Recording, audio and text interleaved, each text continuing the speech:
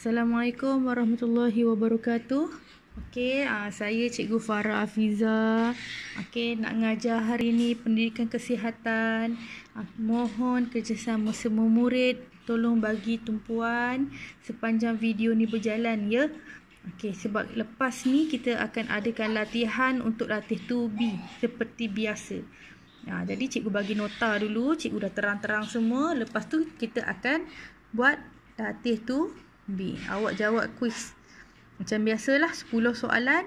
Lepas tu itu untuk menentukan sama ada kamu faham ataupun kamu tak faham dengan apa yang cikgu dah ajar. Kalau boleh tengok betul-betul video yang cikgu dah sediakan ni supaya memudahkan kamu untuk menjawab soalan tu nanti. Terima kasih. Baiklah, tajuk kita hari ini ialah patuhi waktu makan. Tahu kan waktu makan kan? Masa mana awak makan? Ada orang makan 2 kali sehari, ada orang makan 3 kali sehari. Okey, sekarang ni kita nak tahu ada berapa banyak waktu makan. Okey, sebelum tu kita baca sikit. Waktu makan merupakan waktu yang ditunggu-tunggu oleh setiap manusia untuk menambah semula tenaga.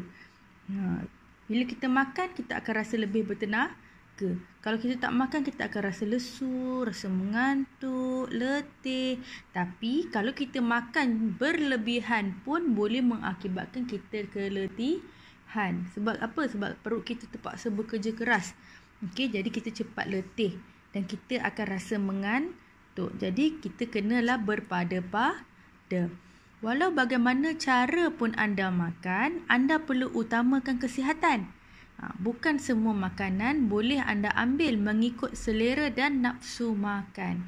Maksudnya boleh ke sepanjang masa daripada pagi sampai malam kita asyik nak makan aiskrim saja? Tak boleh. Selain daripada dia boleh membuatkan kita bertambah berat badan, dia boleh membuatkan gigi kita cepat rosak. Lepas tu banyak lagi lah kesan-kesan sampingan. Jadi hari ni kita belajar sikit tentang patuhi waktu makan dan jenis-jenis makanan yang kita boleh makan. Okey, sekarang kita tengok waktu makan. Okey, ada berapa? 1, 2, 3 dan 4. Sarapan pagi, makan tengah hari, minum petang dan makan malam. Okey, tengok sarapan pagi. Mula pukul berapa tu? Dari pukul 6 pagi hingga pukul 8 pagi. Okey, makan tengah hari 12 tengah hari sehingga pukul 2 petang. Minum petang pula daripada pukul berapa? Pukul 3 sehingga pukul 5 petang. Dan makan malam 6 petang sampailah pukul 8 malam. Cikgu, kalau nak makan pukul 9, pukul 10, 11 tak boleh ke? Boleh, tapi ini ialah waktu yang disarankan. Kenapa? Sebab perut kita sempat nak bekerja, nak menghancurkan makanan tu sebelum kita tidur. Bila kita tidur, sel-sel badan kita ni akan berehat. Jadi itu yang membuatkan badan kita ni jadi cepat berlemak sebab makanan tu tak diserap dengan betul dan membentuk lemak. Okey, cikgu harap semua faham bahagian ni. Okey, sekarang kita tengok contoh menu untuk sarapan pagi. Sarapan pagi ni dari pukul berapa? Dari pukul 6 pagi hingga pukul 8 pagi. Cikgu, pukul 9 tak boleh makan ke? Pukul 10 tak boleh makan ke? Boleh. Tapi ini ialah masa yang disarankan. Lebih kurang lah. Dia tak semestinya wajib waktu tu makan. Tapi sebaik-baiknya kita ikut apa yang disarankan oleh Kementerian Kesihatan. Okey. Hidangan utama yang penting membekalkan tenaga pada permulaan hari. Boleh tak cikgu kalau kita tak makan sarapan pagi? Sebaik-baiknya kita kena ambil juga sarapan pagi untuk mengelakkan perut kita kosong. Bila kita buat kerja dengan perut kosong, kita akan hilang fokus. Kita tak boleh nak beri tumpuan dengan apa yang cikgu cakap sebab perut kita asyik berbunyi saja. Dan oksigen dalam badan pun menjadi semakin kurang sebab sel-sel badan kita bekerja. Diorang dah serap dah oksigen tu. Jadi oksigen kurang sampai ke otak. Dan satu lagi boleh mengakibatkan apa? Gastrik. Bila dah kena gastrik tu sangat susah. Awak boleh muntah-muntah. Awak sakit perut yang teramat sangat. Ada orang tu cirit-birit. Jadi sebaik-baiknya awak kena ambil juga sarapan pagi. Tak kisahlah sama ada di rumah ataupun di sekolah, sampai di sekolah ataupun sebelum bertolak ke sekolah, makan dulu. Kalau tak sempat juga, ambil roti, sapu dengan jam, minum air kosong pun boleh. Janji kena ambil. Dan sekarang ni ada satu kempen ya, daripada Kementerian Kesihatan, iaitu jom minum susu setiap hari. Kenapa minum susu tu penting? Sebab susu tu kaya dengan pelbagai nutrien. Okey, dalam susu tu ada kalsium, ada magnesium, ada vitamin A, vitamin B, vitamin D. Yang penting untuk pembentukan tulang dan juga gigi yang sihat. Okey, bukan takat kamu saja kena minum susu, mak ayah kamu pun kena minum susu juga. Maksudnya daripada usia baby lagi kena minum susu hinggalah dewasa. Sebab kita tak nak tulang kita reput, jadi kita kena amalkan minum susu. Kalau tak nak minum susu, nak minum air Milo boleh ke? Boleh. Minum minuman yang bercoklat pun boleh. Okey, contoh-contoh makanan dia yang boleh kita ambil bersama susu tadi ataupun air Milo ataupun air kosong ialah roti sandwich, contohnya macam Coco Crunch. Lepas tu ada yang lebih sihat sikit daripada Coco Crunch, contohnya cornflake. Okey, ada macam-macam jenis lah. Kalau awak pergi ke pasar raya tu, yang untuk slimming, yang untuk kurus lah, untuk kuatkan tulang lah, yang dengan madu lah, ada macam-macam. Jadi awak boleh pilih apa yang terbaik untuk diri awak. Okey, selain pada tu boleh makan nasi lemak tak cikgu? Boleh makan nasi lemak.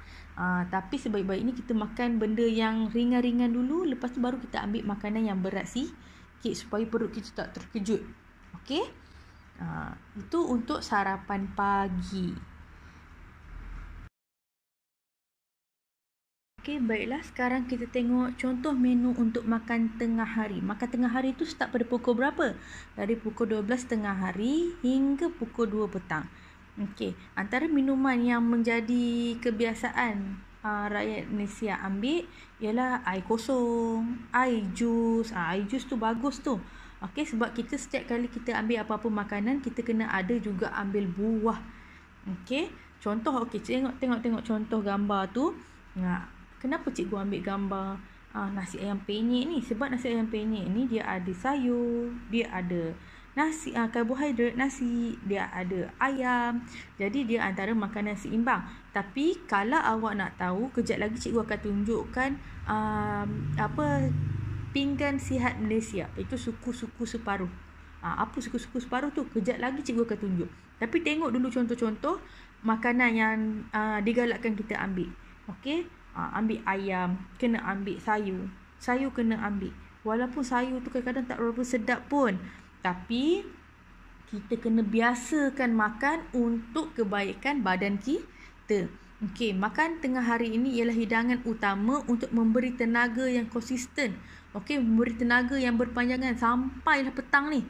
Contoh kalau kamu tak makan nasi, apa yang akan berlaku? Kamu akan rasa lemah, tak larat. Itu benda-benda yang boleh membuatkan kamu rasa akibat daripada tidak mengambil makan tengah hari. Okey, cikgu macam mana pula dengan orang berpuasa? Orang berpuasa sebab dia dah niat. Jadi bila dia dah niat, dalam fikiran dia ada satu mindset. Mindset tu yang membuatkan sama ada dia boleh bertahan ataupun tidak. Contohnya macam cikgu saya lapar lah, tapi bila awak fikir balik, tapi kena puasa, jadi awak pun berpuasa, teruskan berpuasa. Jadi itu merupakan mindset yang cikgu cakap tadi. Okey, otak kita yang menentukan. Tapi contohlah kalau kita tak puasa, sebaik-baiknya kita makan, ambil sayur, ambil buah, ambil daging sikit, daging ke, ikan ke, ayam ke, sotong ke. Okey, lepas tu ambil nasi. Tak nak makan nasi putih, okey, nak makan dengan bihun, makanlah dengan bihun. Janji kena ambil makanan yang berat sikit. Okey. Okey, sekarang kita tengok untuk menu minum petang. Menu minum petang ni kalau ikutkan yang waktu yang disarankan ialah daripada pukul 3 petang hingga pukul 5 petang. Boleh ambil apa je? Kita ambil susu, kita minum Milo, kita minum air. Kenapa susu lagi? Kan tadi cikgu dah kata kita digalakkan untuk minum susu. Okey. Selain pada tu, kita takkan nak minum je, mesti nak makan. Takkanlah kamu tak pernah makan ataupun minum petang kan? Okey, minum petang ni selalunya kita akan ambil dengan makanan yang snack-snack ringan. Contohnya kuih donat, popiah, biskut, ada tu makan kari pap. Jadi kita ni sebagai orang yang bertanggungjawab ke atas tubuh badan kita, kita kena pilih, kita kena tentukan sendiri makanan yang terbaik untuk perut kita. Contohnya awak dah tahu benda tu manis. Contoh cikgu, donat ni manis sebab banyak gula. Jadi awak makan satu sudahlah, pun dah cukup. Tak perlu nak makan lebih-lebih. Tak perlu makan sampai kamu kekenyangan, sandar kekenyangan. Tak perlu. Okey? Makan biasa saja, makan sikit asalkan perut kamu ada alas dengan makanan apa-apalah. Okey? Itu ialah untuk menu minum petang. Okey, untuk contoh menu makan malam.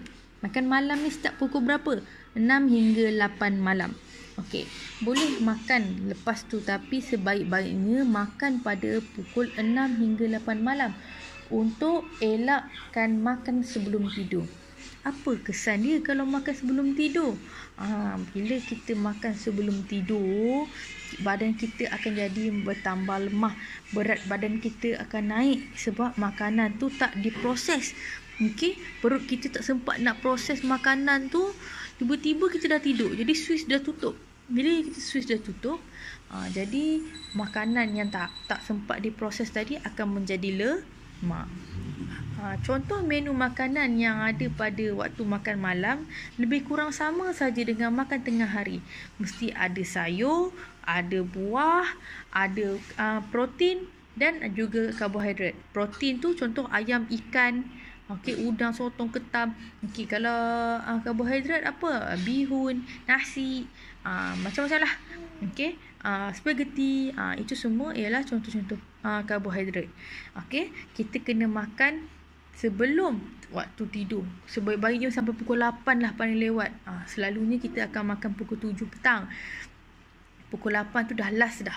Sebab kita nak makanan tu diproses dengan baik dan tak menjadi lemak kepada badan kita. Cikgu, kenapa kena makan berat? Padahal dah malam kan? Ya, tapi awak kena fikir daripada pukul 6 petang tu nak sampai ke esok pagi pula.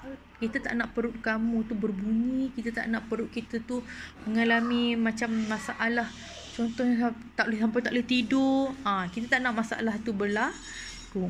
Jadi sebaik-baiknya makanlah pada waktu yang disarankan. Okey, tengok tu, jadikan amalan. Inilah yang dikatakan Pinggan Sihat Malaysia dan dianjurkan ataupun yang disarankan oleh Kementerian Kesihatan Malaysia. Ambil makanan mengikut suku-suku separuh. Apa suku tu? Suku tu contohnya ikan, ayam, daging, kacang.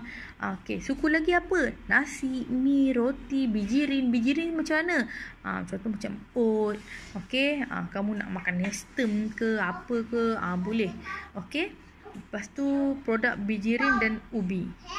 Ubi tu kentang ke apa ke?